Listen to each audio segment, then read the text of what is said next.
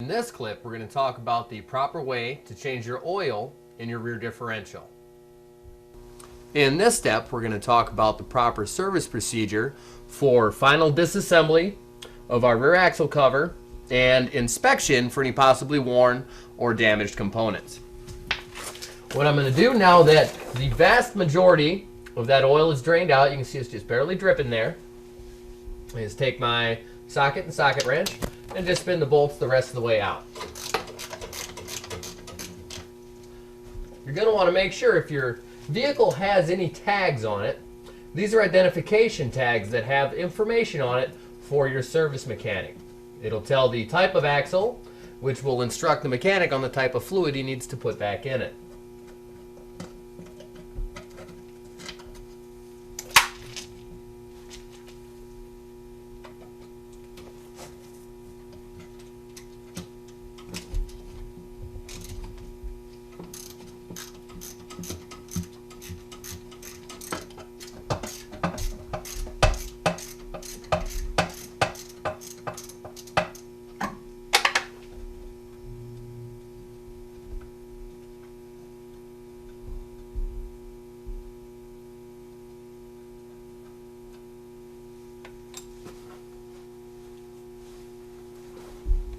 In order to avoid confusion during later reinstallation, what I'm going to do is mark this with a piece of soapstone. I'm going to take and draw a nice big line out the axle, just like so, and a nice big corresponding line down my differential cover. It is possible on some vehicles to put these on the wrong way, so you're going to want to make sure to mark it. Take out my last bolt here, and we'll peel the cover out of the way.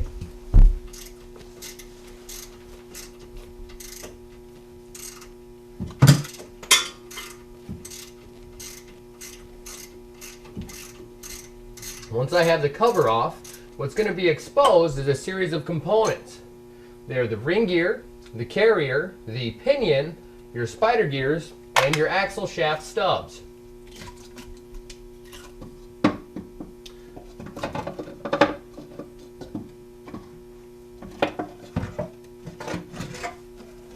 That is the proper way to perform final disassembly of your rear axle cover.